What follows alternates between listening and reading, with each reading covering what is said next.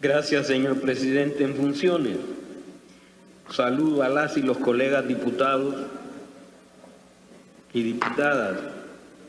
Particularmente nuestro saludo al pueblo salvadoreño, que es el que está interesado en la conducta que cada órgano de Estado tiene frente a los acontecimientos y particularmente frente a la pandemia.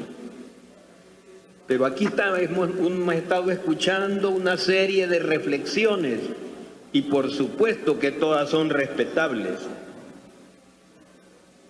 pero no necesariamente compartibles. Porque uno debe revisar lo que ha venido ocurriendo durante el periodo de la pandemia. ¿Cuál ha sido la presentación del hecho? En primer lugar, si uno observa, el señor presidente de la República ha jugado a meterle miedo a la gente y no a meterle reflexión para enfrentar la pandemia. Es miedo el que ha promovido. ¿Y por qué el miedo? Porque eso es un aditamento necesario para hacerse temer. Para hacerse temer. Y no es casual. Veamos cuál es la conducta que han tenido las distintas carteras de Estado y particularmente la de salud, que aquí uno escucha, pero yo creo que aquí la mayoría de ustedes, colegas y diputadas y diputados, conocen muy bien las redes. Algunos de nosotros no. Pero les quiero decir, no sale solo lo que el señor presidente y sus órganos de Estado son lo que dicen que es lo que está ocurriendo. Primero aquí se estuvo mintiendo de cómo se vanagloriaban de haberse adelantado a hacer planteamientos de prevención. Y uno dice que bueno, y por eso es que este órgano de Estado le ha dado todo el apoyo y le debe seguir dando el apoyo a aquellas medidas que protejan al país, que protejan a la población, particularmente a las y los trabajadores, que son la gente más vulnerable, y los sin trabajo aún lo son más. Pero ¿qué ha ocurrido? Veamos si es cierto que se ha sido preventivo. Se dijo que se estaba listo, se estaba diciendo tenemos 8.6 millones de dólares para enfrentar esto. Y se vanagloriaban de eso. Pero ¿qué ocurrió cuando realmente debió de iniciarse el enfrentamiento a la pandemia? No se estaba listo, era una farsa. En los hospitales no tenía, ni siquiera el personal médico tenía los implementos básicos, incluso el procedimiento concreto para abordar la pandemia. Y lejos de resultar que se protegía a la gente, lo que se hacía era hacinar contaminados con no contaminados. Y eso no es cosa que uno aquí se lo inventa. Vean ustedes sus propias redes. ¿Y cuáles han sido las quejas de la gente? Y pues, le han metido un bozal al personal de salud para que no hable de lo que está ocurriendo allá adentro. Esas son de las cosas que aquí nos han estado diciendo y que se pretende que saludemos. Eso incluso como una bendición lo que ocurrió ayer. Vaya forma de ver la vida. Hay que agradecerlo. O sea que te escupen la cara y ya hay que agradecerlo. Entonces uno se pregunta, ¿realmente se estaban preparando, se estaba abordando en serio la pandemia? No, la respuesta es no.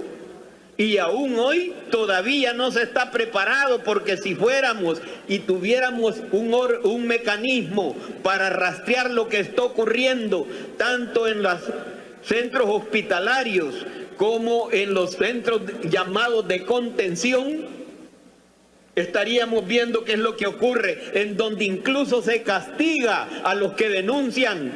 Por eso es que ocurre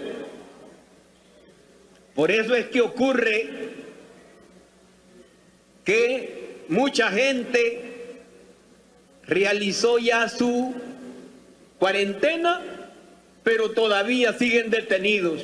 ¿Y por qué? Se están vengando en contra del ciudadano o la ciudadana que demanda, que denuncia. Ustedes aquí lo han conocido y lo hemos conocido todos. Hay gente que ya tiene más de 40 días. Francamente, la cuarentena se decía que era de 30, pero ya pasa de 40. Sin exámenes, y a los que les hacen los exámenes no les quieren dar el resultado, porque cuando le dicen que es negativo están obligados por ley a dejarlos en libertad. Por ley. Pero aquí eso no ocurre. Y esas son las indicaciones del señor presidente de la República, porque así lo dicen en esos centros. Yo no le puedo informar. Es decisión de otros, pero no le dicen de quién. ¿Es de los directores de los centros hospitalarios? ¿Es de los directores de los centros de contención? ¿O de quién es? ¿De dónde le llegó la orden? Pero él se ha asumido y dice, bajo mi responsabilidad, entonces es directamente responsable. Pero cualquiera diría que estaba preocupado por las necesidades de la gente.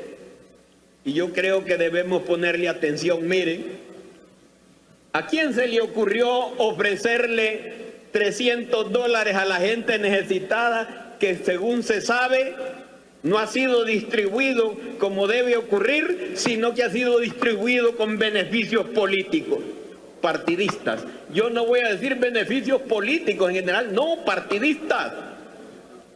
En donde inclusive, si ustedes se recuerdan, hasta se estaban demostrando que le había sido entregado a un maestro jubilado, le había sido entregado el beneficio, y el profesor, en un afán de honradez, dice: no, lo agarro, pero se lo voy a entregar a otros. ¿Y eso qué significa? ¿Qué controles? Pero eso no es lo grave.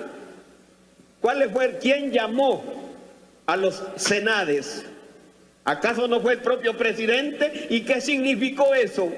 ¿No fueron grandes concentraciones, grandes puntos de reunión donde la gente se estaba contaminando, y hoy están saliendo los resultados de esas conductas? Lo mismo que ha ocurrido allá en el Bajo Lempa. ¿Acaso no es responsabilidad del presidente de la República eso? Estas son las cosas que nosotros estamos permitiendo y dejando pasar. Y por eso es que cada vez Él se viene sobre nosotros. Y lo hace cuando le da la gana. Cuando a Él le ronca su santa gana, hasta viene y se sienta ahí en la silla del presidente y viene a decir: aquí queda claro quién es el que tiene el control. Ya se nos olvidó eso. Es decir, esa es la conducta de una persona arrogante que no quiere aceptar que en este país no hay un solo órgano de Estado, sino que son 3. Y cualquiera puede decir: es que está peleado con la Asamblea. Yo les diría: nos equivocamos, no es solo con la Asamblea, ya voy a demostrarlo. Pero todo mundo diría: mire, sí, pero es que esos son los problemas que tenemos, y por eso es que no estamos atendiendo bien a la gente en los centros de salud, sea llamen estos centros hospitalarios o centros de contención. Como aquí es hábito que a los de abajo cualquiera los puede pisotear, entonces ocurre que encierran a la gente, no le dan explicaciones, no le atienden como la ley manda, sino que lo hacen como ellos lo entienden y les gusta. Pero si se tratara solo de los pacientes, uno diría: es que aquí es un hábito, hombre, en este país es un hábito que las cosas sean así. Pero no es así. ¿Y acaso ¿Qué es lo que estábamos discutiendo el día de ayer? Cuando el señor presidente de la República, aquí yo me alegro que salga este comunicado donde se dice ante la conducta irresponsable. Yo no diría irresponsable, es una conducta criminal. Hay que llamarlo por su nombre. Es una conducta que realmente debe llamarnos a reflexión. Ya hubo el primer intento de golpe de Estado contra esta Asamblea Legislativa. Contra esta Asamblea Legislativa hubo uso y abuso de poder con desplantes de toda publicidad y medios de prensa que lo hicieron público. Ciudadanas y ciudadanos, yo sé que ahora ya mucha gente que ayer le creía, en este momento ya no le cree. Aunque aquí se diga, tiene el 95%, miren, cuando se compran, como se están comprando muchas cosas aquí, incluso programas para que no lleguen de otro lado, sino solo de funcionarios del Estado, que se llenan todas las mañanas los distintos medios de comunicación. Entonces, no es extraño que tenga el 95%. Incluso se puede poner, si él quiere, el 100% y no hay problema. Pero vuelvo a decir, ¿acaso no se han quejado los médicos? ¿Acaso no se han quejado las enfermeras? ¿Acaso no se han quejado los trabajadores que son los que se están contaminando? Ya hay más de 30 contaminados del personal de salud. ¿Y por qué? No puede decir que no tenía recursos. Eso es falso. Dispone de recursos y dispuso con suficiente tiempo, pero han estado tirando a la gente a que enfrente esta pandemia directamente con la propia vida, y por eso es que hoy hay mucha gente en riesgo ya, no de contaminarse, sino de morirse. Estas son las cosas que aquí no se han estado evaluando, a mi manera de ver, de forma más profunda. ¿Por qué? ¿Qué es lo que estábamos discutiendo? ¿Acaso no estábamos discutiendo superar un veto que exige que al personal de salud, llámese médicos, enfermeras, paramédicos, técnicos y personal que asiste, hasta los ordenanzas, los de seguridad que están en riesgo? No se había propuesto acaso ahí, y eso es lo que superamos ayer. Primero, que se les dé todos los implementos necesarios para protegerse de la contaminación. Segundo, que se les dé un seguro de salud particular al que tienen derecho, porque lo que se están jugando es el cuero, no se están jugando cualquier cosa. Tercero, se está planteando que se enfrente de una manera más responsable toda esta epidemia, esta pandemia. Claro, en la televisión y en la radio se les llama héroes, se les dice héroes, pero los héroes no viven del aire ni de los discursos. Los héroes viven de recibir el apoyo directo y permanente.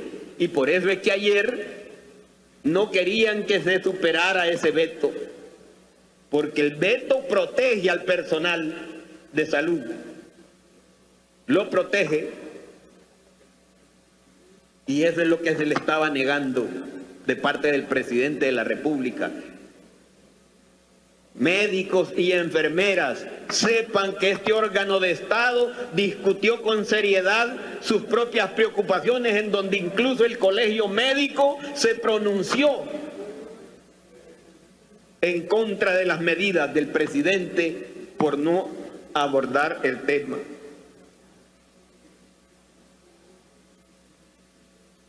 Si se tratara solo de eso, si solo de los que vivimos en este en este país.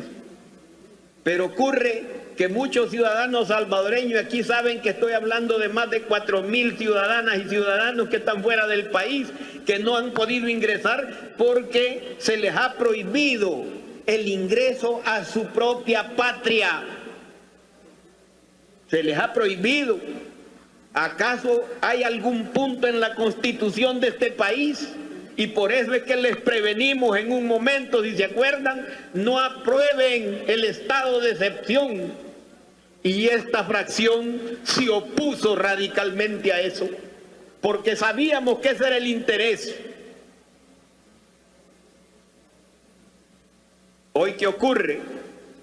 Después de más de 40 días, gente que en algunos casos ya prácticamente la estamos volviendo mendigos en el exterior, porque no tienen ya para enfrentar la subsistencia, siguen allá abandonados. ¿Y dónde está el papel del órgano del Estado? ¿Dónde está el Ministerio de Relaciones Exteriores? ¿Cuál es su plan para ingresar a esos compatriotas a su propia tierra?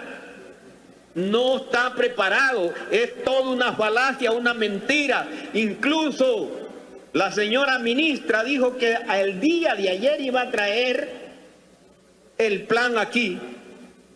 Pasó ayer, ya nos vamos a terminar este día. ¿Y dónde está el plan, señora ministra? Le están mintiendo permanentemente a este pueblo. O sea que aquí el que está en el Ejecutivo puede hacer y deshacer. Y uno dice, si fue capaz de saber que no debían haber reuniones y promovió grandes concentraciones, ¿debe o no responsabilizarse de eso al señor presidente? Y esto que él incluso el día siguiente, después de que había promovido eso, salió diciendo, no, ya no los van a atender ahí, se les va a llamar.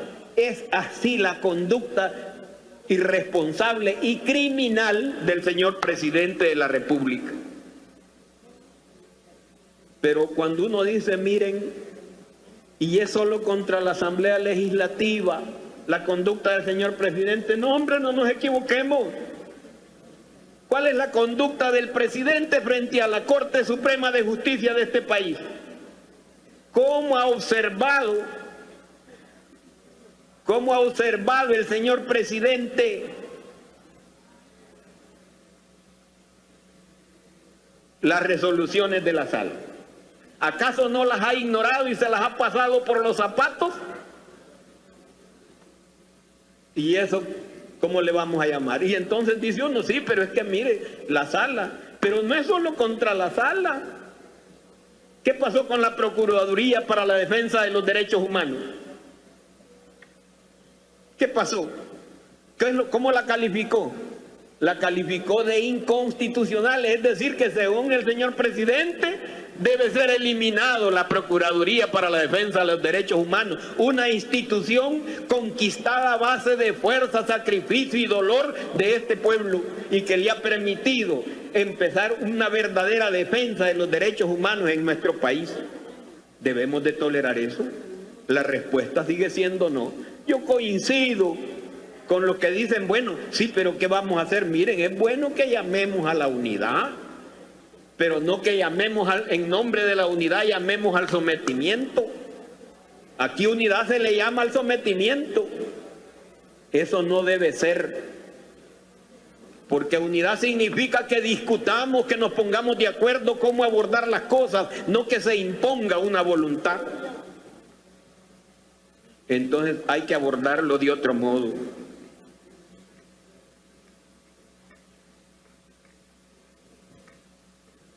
Pero el día de ayer, él partió, dicen, aquí se ha dicho, que partió de un rumor, incluso de unos memes, imagínense, de unos memes parte para hacer lo que dijo. Eso lo podríamos hacer nosotros, porque a uno le llama la atención. Ayer la delegación del Ejecutivo se encontró con los empresarios de este país y por primera vez el señor presidente de la República no está. Y la pregunta, ¿y dónde está el señor presidente? ¿Está dentro? ¿Está en su oficina? ¿Está en el país o no está en el país? Eso es lo fácil de los Twitter, que desde cualquier parte podés enviar algo y no se sabe de dónde lo tiraste. Entonces nosotros creemos que hay que ponerle freno. No se trata de enfrentar a una persona, se trata de enfrentar la conducta de un órgano de Estado que está pisoteando a los demás órganos del Estado del país. Y es hora de decirle, eso no puede seguir. En el caso nuestro, ya se dijo aquí, hemos venido esta mañana con el afán de superar el otro veto. Pero no solo de eso, señor presidente, esta fracción, esta fuerza ha sido construida a base de organización, de sacrificio y entrega y dolor en nuestro país. Y lo que es al Frente Farabundo Martí, ni usted ni nadie lo van a amedrentar. Por supuesto que nuestra compañera Yancy debe saber, no está sola, y gracias a las distintas fracciones que han expresado su solidaridad, eso lo agradecemos profundamente, pero le decimos, hermana, aquí a cualquiera que nos toque, esta fracción está lista para la defensa de la dignidad, del decoro y del honor de ciudadanas y ciudadanos, particularmente de las mujeres de este país que merecen tanto respeto y no tanto insulto. Muchas gracias, señor presidente. Diputado.